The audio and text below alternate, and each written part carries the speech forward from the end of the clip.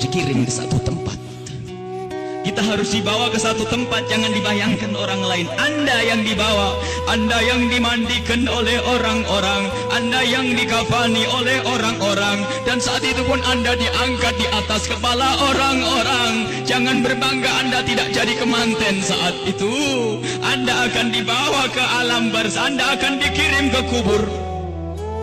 Sadarlah saat itu Anda di atas kepala manusia dan hanya Anda mendengar suara yang indah jika Anda ahli iman. Orang yang bersama kita mengucapkan kalimat indah, La ilaha illallah, La ilaha illallah, La ilaha illallah, La ilaha illallah, La ilaha illallah. Ketahuilah, jika ahli iman yang dibawa di atas kepala manusia mendengar la ilaha illallah, terhibur hatinya dan alangkah bahagianya. Akan tetapi jika dia bukan ahli iman, dia akan menyesal, kenapa aku tidak bisa mengucapkan la ilaha illallah di hatiku.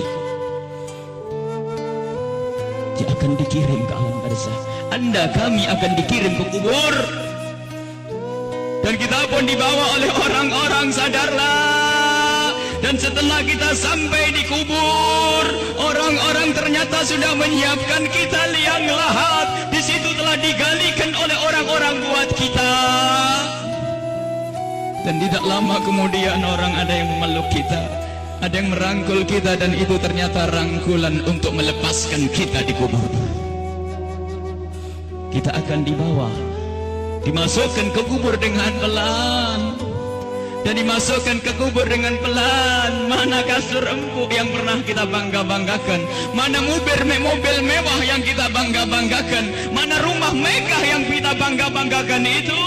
Jika ada yang berpesan kepada anak istrinya, tolong bawakan aku bantal yang empuk, tidak akan dibawakan, karena itu bukan milik Anda lagi. Anda tidak berhak lagi memiliki itu semua.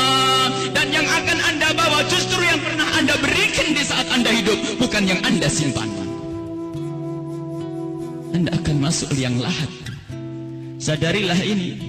Anda akan masuk liang lahat. Dan wajah yang di saat Anda dicaci orang marah, di saat Anda diejek orang marah karena Anda merasa dihinakan, ketahuilah wajah yang Anda sombongkan saat itu ternyata harus ditarik kainnya dan ditempelkan ke bumi, tanah asal kita. Ditempelkan kita ke bumi. Dan setelah itu pelan ada orang yang menabur di atas kepala kita dengan debu, 1 kali, 2 kali, 3 kali, dan setelah kita 3 kali bukan taburan, tapi akan ditumpahkan air tanah di atas kepala kita, ditumpahkan tanah dan ditumpahkan tanah, sehingga yang kita ketemukan adalah gelap gulita di alam kubur. Seperti yang disabdakan oleh Nabi Muhammad, sungguh saat itu orang di dalam kubur bisa mendengar terompah kaki orang yang berjalan di atas kepalanya. Dan saat itu pun Anda, kami mendengar orang-orang berjalan. Anda dan kami mendengar orang yang melangkah semakin lama semakin jauh. Dan ternyata hanya tinggal beberapa orang, itu anak-anak kita, itu istri kita, itu suami kita. Dan mereka pun ternyata tidak mau bertahan lebih dari setengah jam. Setelah itu pun mereka melangkahkan kaki, dan suara kaki itu semakin jauh. Dan ketahuilah, saat inilah kita memetik amal perbuatan kita di dunia. Saat inilah kita akan merasakan apa yang pernah kita tanam waktu kita hidup di dunia. Anda ahli salat, Anda ahli ibadah, ketahuilah sebelum kedatangan malaikat mungkar nakir, ternyata Anda banyak yang menziarahi Anda, banyak yang datang. Ada yang mengucapkan salam, Assalamualaikum. Anda menjawab, Waalaikumsalam, siapa engkau? Suara itu menjawab, aku adalah solat malammu dulu. Ada lagi yang datang mengucapkan salam, Assalamualaikum. Lalu Anda menjawab, Waalaikumsalam, siapa engkau? Aku adalah sedekahmu dulu. Assalamualaikum. Lalu Anda menjawab, Waalaikumsalam, siapa engkau? Dia menjawab bahasanya, aku adalah kemaksiatan yang pernah engkau tinggal. Aku adalah baktimu kepada orang tuamu. Aku, amal-amal soleh ternyata pada berdatangan. Amal-amal soleh berdatangan menemani Anda. bersama Anda saat itu. Dan ketahuilah, Anda tidak akan gentar dan tidak akan takut di saat berhadapan dengan makhluk Allah yang bernama malaikat Munkar dan Nakir. Anda tidak takut lagi saat itu karena Anda ditemani amal-amal baik. Maka di saat malaikat Munkar Nakir datang, Anda pun tidak bergetar, Anda pun tidak gentar, Anda tidak takut. Dan saat itu malaikat pun menampilkan sesuatu yang indah. Karena apa? Melihat orang ini ditemani oleh hal-hal yang baik, sehingga ia pun mengucapkan salam dengan syahdu, mengucapkan salam dengan penuh keindahan, lalu berkata, Man Rabbuk wa man nabiyuk, dan begitu seterusnya. Anda, kami akan ditanya siapa Tuhanmu, siapa nabimu. Karena di hati Anda ada iman, hati Anda ada cinta kepada Allah dan Rasulnya, di hati Anda ada cinta kepada ulama-ulama Allah. Maka sesungguhnya saat itu lidah Anda akan mengucap begitu mudah. Anda akan menjawab dan menjawab dan menjawab. Dan setelah selesai pertanyaan ini, dan inilah akhir daripada ujian kita dari alam dunia menuju alam barzah. Di alam barzah adalah alam perpindahan dari alam dunia ke alam akhirat nanti. Maka ini adalah alam akhir ujian, dan setelah itu kalau lulus mendapatkan surga, kalau tidak lulus dia mendapatkan siksa. Setelah malaikat bertanya dan lulus, Anda ditanya, dipanggil malaikat rahmat, malaikat pemberi nikmat. Wahai malaikat pemberi nikmat, ini adalah hamba yang soleh, bawalah ini ke surga dan beri nikmat sampai dibangkitkan nanti. Akan tapi sadarlah, di samping sana, di kubur yang satu sana, ada di samping kita ada kubur, di samping Anda ada kubur. Dan di saat orang ini dikubur dan ditinggal oleh keluarganya, ternyata saat itu telah berdatangan sesuatu yang sangat mengerikan, dengan suara yang sangat menyeramkan. Seseram-seram suara di dunia tidak pernah didengar seperti saat ini. Suara yang sangat mengerikan dan menyeramkan, ketahuilah. Lalu orang ini bertanya, siapa engkau? Suaramu sungguh mengerikan. Suara itu menjawab, aku adalah zina yang pernah engkau lakukan dulu. Suara lebih seram lagi, lalu orang ini bertanya, siapa engkau? Aku adalah tali persaudaraan yang pernah engkau putus dulu. Siapa engkau? Aku adalah salat yang pernah engkau tinggal. Siapa engkau?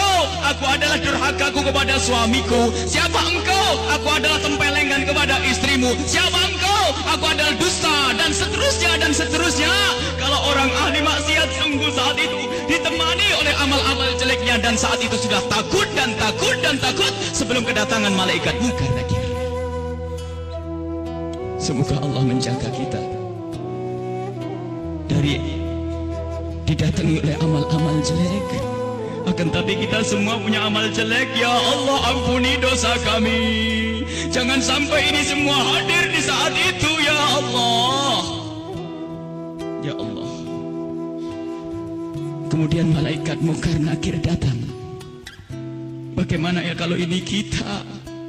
Malaikat Munkar Nakir datang dan bertanya. Rupanya orang yang sudah ketakutan ini melihat malaikat semakin takut, sehingga ditanya tidak bisa berucap sepatah kata pun, tidak bisa mengucapkan apa-apa. Dan saat itu malaikat memukul, menyiksanya. Dan ketahuilah, pukulan malaikat ini seperti yang disebutkan dalam satu hadis, jika dipukulkan ke dunia, maka dunia ini akan hancur dan isinya. Dipukulkan kepada kita kalau kita ahli maksiat, dipukulkan kepada siapapun yang ahli maksiat. Dan saat itu setelah selesai diuji dan ditanya, maka malaikat ini berkata kepada malaikat penyiksa, wahai malaikat pemberi siksa, ini hamba Allah yang bermaksiat, siksalah dia hingga nanti dibangkitkan. Ini yang harus senantiasa kita hadirkan. Kenapa Rasulullah pernah memerintahkan, aktsiru min dzikri hadzimil ladzat, sering banyaklah menyebut kematian, agar kita sadar bahwasanya kita juga akan mati, lalu mempersiapkan kematian ini. Al-kayyisu man dana nafsahu lima ba'dal maut. Orang cerdas itu yang mempersiapkan untuk kehidupan setelah mati. Seorang sahabat bertanya kepada Nabi Muhammad, ya Rasulullah, ayyun nasi akyas, orang apa yang paling cerdas ya Rasulullah? Dijawab, aktsaruhum lil mauti dzikra, yang paling sering menyebut kematian, yang paling sering mengingat kematian. Wa ahsanuhum lima ba'dahu istidada, yang paling banyak untuk mempersiapkan setelah kematian itu adalah orang-orang cerdas. Dan ketahuilah, siapapun yang selalu ingat kematian itu akan semakin indah tingkah lakunya. Jangan dianggap kalau ingat kematian orang ini akan cemberut. Jangan dianggap kalau orang kematian dia akan selalu muram. Tidak. Orang yang selalu keingat kematian akan semakin indah di dalam berinteraksi dengan sesama. Dia tahu bahasanya senyum kepada istri itu pahala, maka dia akan sering senyum. Dia tahu bahasanya menghargai suami adalah pahala, maka dia akan menghargai suami. Dia ngerti bahasanya tegur sapa, sopan santun, saling kasih dan cinta kepada tetangga itu menghadirkan pahala, maka dia akan bersopan santun dan bersaling kasih. Maka orang yang sering mengingat kematian itu akan menjadikan dia semakin baik di dalam kehidupan ini. Kalau ternyata ada orang mulutnya tajam, tangannya suka mukul orang, yakinlah bahwa dia lupa bahasanya dia akan mati, atau ingat mati tapi tidak sadar bahasanya itu semua akan dituntut setelah kematian. Maka mari kita mengingat kematian agar hidup kita semakin indah di dunia ini. Semua yang kita lakukan di dunia ini akan kita petik buahnya di akhirat. Udhkuru aktiru min dzikri hadimil ladzat. Hadis yang diriwayatkan oleh Imam Tirmidzi dan Ibnu Hibban. Bahasanya, perbanyaklah engkau menyebut kematian. Bahkan banyak sekali Rasulullah memerintahkan satu amalan tujuannya agar mengingat kematian, termasuk ziarah kubur. Fa innaha tudzakirukumul maut, karena ziarah kubur itu mengingatkan orang-orang yang mengingatkan kita kepada kematian. Menyebut orang yang telah mendahului kita dalam iman, mengingatkan kita kepada kematian. Membaca manaqibnya orang-orang soleh itu juga mengantarkan kita agar ingat kematian. Bisakah kita menyusul kepada Imam Syekh Abdul Qadir Al-Jailani? Bisakah kita bisa menyusul Syekh Imam Al-Haddad? Bisakah kita menyusul Sayyidina Al-Faqih Al-Muqaddam dan seterusnya? Ingatlah kematian. Bahkan sampai di saat hendak tidur Rasulullah selalu mengingatkan, hendak tidur ingatlah mati, hendak tidur ingatlah mati.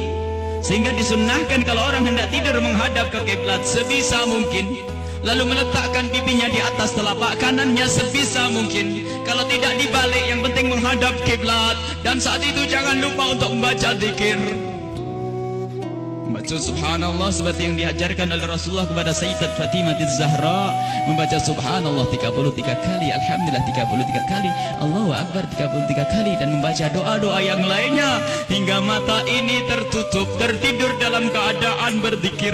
Ketahuilah orang yang tertidur dalam keadaan berzikir, jika ia dibangunkan kembali oleh Allah sepanjang ia tidur, ia mendapatkan nilai pahala. Dan di saat tidak dibangunkan kembali, jika tidak dibangunkan kembali oleh Allah, maka ketahuilah saat itu dia mati dengan husnul khatimah. Husnul khatimah, mati dalam keadaan iman. Maka dari itu, ayo kalau hendak tidur persiapkan untuk mati, karena kita tidak tahu bisa bangun kembali atau tidak kita di saat kita tidur.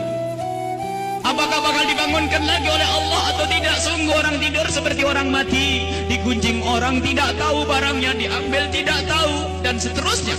Dia adalah seperti kematian. Maka dari itu kalau hendak tidur persiapkan untuk mati.